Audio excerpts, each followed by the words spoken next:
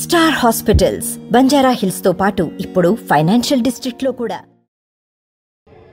అంగన్వాడీలకి సమస్యలపైన స్పందించడానికి మా పార్టీ తరపున నాయకత్వం వహిస్తున్నటువంటి శ్రీమతి ఆచంట సునీత గారు, జిల్లా ప్రజా పరిషత్ అధ్యక్షురాలుగా సమర్థవంతమైనటువంటి పాలన అందించినటువంటి శ్రీమతి అనురాధ గారు, అంగన్వాడీ సోదరీమణులందరికీ, సిఐటియు ఏఐటియు, మీకు వెనకుండి నడిపిస్తున్నటువంటి సంఘాలన్నింటికీ పేరు పేరున హృదయపూర్వకమైనటువంటి నమస్కారాలు, అభినందనలు తెలియజేస్తున్నాను. ఆంధ్రప్రదేశ్ రాష్ట్రం అంటే ఒక ఆదర్శవంతమైనటువంటి రాష్ట్రం.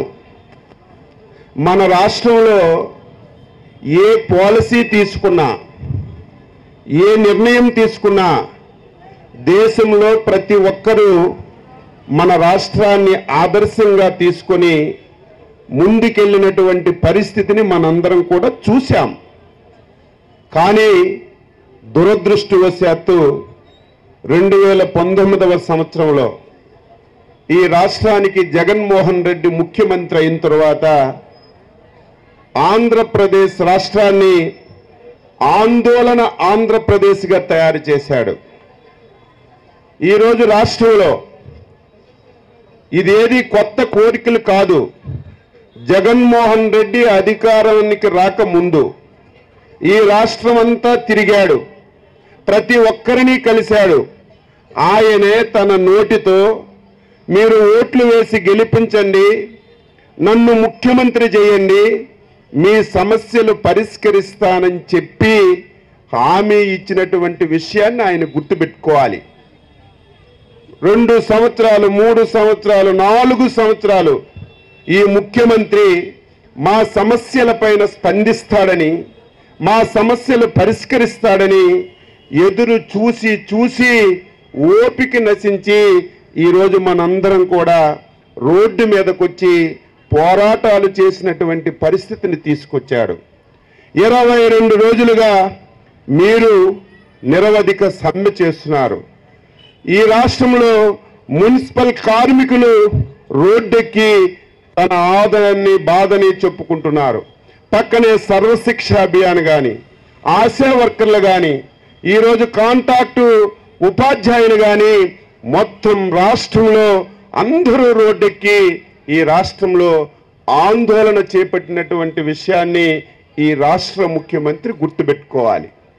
22 రోజులుగా తమ న్యాయమైనటువంటి కోరికల గురించి, ధర్మమైనటువంటి కోరికల గురించి ఈరోజు దీక్షలు చేసి, ధర్నాలు చేసి, స్ట్రైకులు చేస్తే ఈ ముఖ్యమంత్రి ఉక్కు పాదంతో మన ధర్నాన్ని అణచివేయడం తెలుగుదేశం పార్టీ తీవ్రంగా ఖండిస్తున్నాం. ఏ ముఖ్యమంత్రి అయినా, ఏ ప్రభుత్వం అయినా సమస్యలు రాష్ట్రంలో రాకుండా వస్తాయి. ఆ సమస్యలని సమర్థవంతంగా పరిష్కరించినప్పుడే అటువంటి వాడే నిజమైనటువంటి ముఖ్యమంత్రి.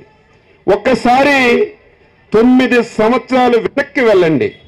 కొత్తగా కొంతమంది అంగన్వాడీ టీచర్లుగా బాధ్యతలు తీసుకోవచ్చు, నిన్న లేదు మొన్న కొంతమంది రావచ్చు. కానీ కొంతమంది 9 సంవత్సరాల ముందు కూడా టీచర్లుగా, మినీ టీచర్లుగా, ఆయాలుగా మీరు పనిచేశారు. 2014వ సంవత్సరంలో మన రాష్ట్రం విడిపోయింది. తెలంగాణ, ఆంధ్రగా 2 రాష్ట్రాలుగా విడిపోయాయి. కొద్ది రోజులు మన పరిపాలన హైదరాబాద్లోనే మనం చేశాం. 2014లో నాకు బాగా గుర్తుంది, కొత్త ప్రభుత్వం వచ్చిన తర్వాత మీ అందరూ కలిసి ప్రభుత్వానికి ఒక స్ట్రైక్ నోటీస్ ఇచ్చారు. నోటీస్ ఇచ్చిన తర్వాతే ఆ రోజున్నటువంటి ముఖ్యమంత్రి చంద్రబాబు నాయుడు గారు అంగన్వాడీ వాళ్ళు స్ట్రైక్ నోటీస్ ఇచ్చారు. వారి సమస్యలు ప్రభుత్వం పరిష్కరించాలని కేబినెట్ మంత్రులతో ఒక సబ్ కమిటీ వేస్తే అందులో ప్రధాన భూమిక నేను పోషించానని చెప్పి మీ అందరికీ తెలియజేస్తున్నాను. ఆ రోజు స్ట్రైక్ నోటీస్ ఇచ్చిన వెంటనే మీ అందరికీ పిలిచాం, యూనియన్స్కి పిలిచాం, 1-2 సార్లు సెక్రటేరియట్లో కూర్చున్నాం. అమ్మా, రాష్ట్రం కొత్తగా వచ్చింది, 16,000 కోట్ల రూపాయలు లోటు బడ్జెట్ ఉంది, రాజధాని లేవు, మా మీద నమ్మకం పెట్టుకోండి, మీ సమస్యలు పరిష్కరిస్తామని చెప్పి మీ అందరితో మాట్లాడి ఆ రోజు 4,200 రూపాయలు ఉన్నటువంటి మీ జీతాన్ని 7,000 రూపాయలు ఒకేసారి చేసిన విషయాన్ని మీరు గుర్తుపెట్టుకోవాలి. అది 2016వ సంవత్సరంలో జరిగింది. తరువాత చంద్రబాబు నాయుడు గారు స్వయం కృషితో రాష్ట్ర ఆర్థిక పరిస్థితిని మెరుగుదిద్ది ఇటువంటి వారికి ఇంకా చేయాలని, ఇటువంటి వారికి ఎంత చేసినా ప్రభుత్వం తక్కువే అవుతుందని ఎన్నికల ముందు 10,500 రూపాయలు చేసిన విషయాన్ని ప్రతి ఒక్క అంగన్వాడీ సోదరిమని గుర్తుపెట్టుకోవాలి. దానితో మీరు సాటిస్ఫై అవ్వలేదు. అప్పుడే మోసగాడు వచ్చి నేను అధికారంలోకి వచ్చిన తర్వాత మీ జీతాలు పెంచేస్తాను, తెలంగాణలో కంటే ఎక్కువ 1,000 రూపాయలు ఇస్తానని చెప్తే మీరు కూడా యామరపాటుతో ఒక దుర్మార్గుని నమ్మి మీరు ఈ రకంగా రోడ్డు మీదకి వచ్చిన విషయాన్ని కూడా నేను మీ అందరికీ గుర్తు చేస్తున్నాను. ఈరోజు మనందరం ఆలోచించేయాలి. చాలా ఇబ్బందులు ఉన్నాయి. ఈరోజు మీకు పేరుకు ఉద్యోగం, జీతం తక్కువ, ప్రభుత్వం ఇచ్చినటువంటి సంక్షేమ పథకాలు ఏవి కూడా మీకు అందకుండా నిబంధనలు పెట్టారు. మేము ఉండేటప్పుడు ఆయా ఉంటే ఆవిడికి పథకాలన్నీ అందాయి, కొంతమంది టీచర్లకు అందాయి. ఆ రకంగా సంక్షేమ పథకాల్లో కూడా కోత లేకుండా మీకు అందించినటువంటి విషయాన్ని గుర్తు చేస్తున్నాను. ఆ రోజు లోటు బడ్జెట్ ఉన్న కొత్త రాష్ట్రమైన 4,200 నుంచి 10,500 చేసినటువంటి ప్రభుత్వం ఈరోజు రాష్ట్ర బడ్జెట్ పెరిగింది. 15,000 కోట్ల రూపాయలు అప్పు తెచ్చాడు. ఏం చేశాడు ఈ డబ్బు? ఈరోజు జగన్మోహన్ రెడ్డికి అడుగుతున్నాను, నీ సాక్షి పేపర్కి ఈ 5 సంవత్సరాల్లో ఇచ్చినటువంటి అడ్వర్టైజ్మెంట్స్ 1,000 కోట్ల రూపాయలు. ఇది గుర్తుపెట్టుకోవాలి జగన్మోహన్ రెడ్డి. సాక్షికి మన డబ్బు, మన శ్రమ, మన కష్టం 1,000 కోట్ల రూపాయలు అడ్వర్టైజ్మెంట్స్ ఇచ్చి మొత్తం దోచుకున్నాడు. ఈ రాష్ట్రంలో వైసీపీ రంగులేసి 4,000 కోట్ల రూపాయలు నాశనం చేశాడు. అవసరం లేని దానికి, సంబంధం లేని దానికి కోట్ల రూపాయలు ఖర్చు పెట్టి మొత్తం రాష్ట్రాన్ని నాశనం చేసినటువంటి జగన్మోహన్ రెడ్డి వీరు అడిగినటువంటి న్యాయమైనటువంటి కోరికలు ఒక నెలకి 230 కోట్ల రూపాయలు పెంచితే ఈ సమస్యలన్నీ కూడా పరిష్కరించబడతాయి. కానీ ప్రభుత్వానికి శ్రద్ధ లేక, ప్రభుత్వానికి ఇష్టం లేక మీరేం చేసుకుంటే చేసుకోండి. సమ్మె చేస్తే చర్చలకు పిలాలి, పరిష్కారం చేయాలి, బతిమిలాడాలి, బాధలు చెప్పాలి. కానీ మీరు సమ్మె చేసుకోండి. వైసీపీ అంటే తెలుగుదేశం లాంటి పార్టీ కాదు.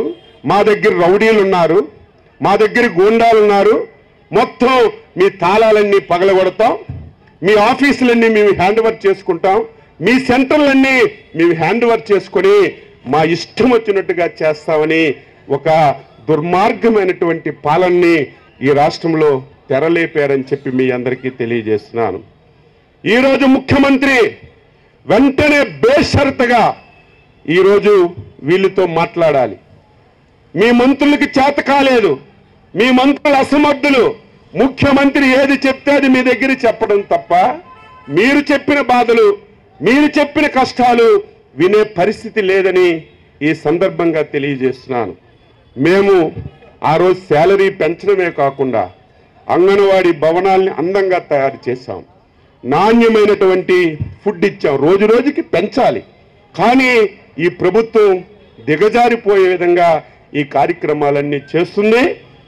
ఈరోజు రాష్ట్రంలో ఉన్నటువంటి 1,00,000 పైబడినటువంటి అంగన్వాడీ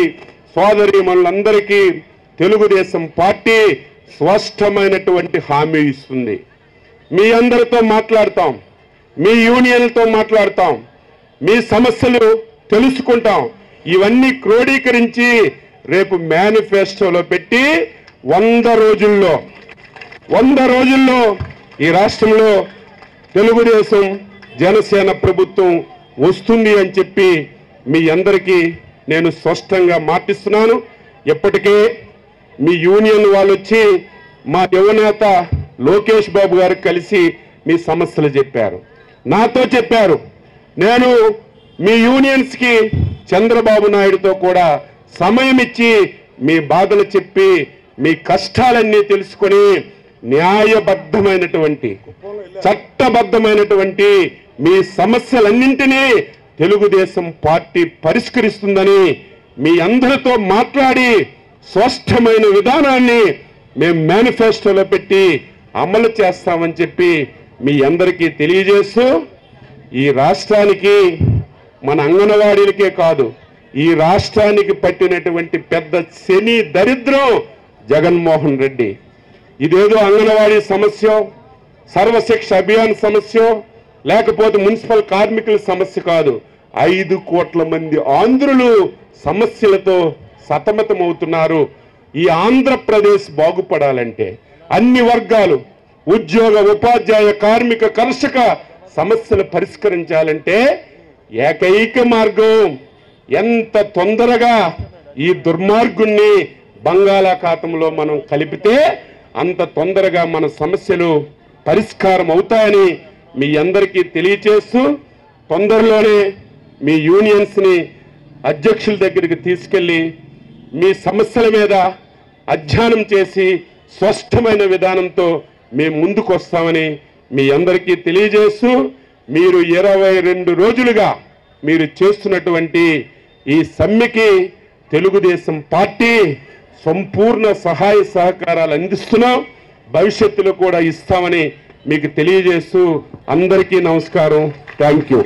మరిన్ని వీడియోస్ కోసం ఛానల్ ని సబ్స్క్రైబ్ చేయండి, లేటెస్ట్ అప్డేట్స్ కోసం వాట్సాప్ ఛానల్ ని ఫాలో చేయండి అండ్ లింక్ డిస్క్రిప్షన్ లో ఉంది.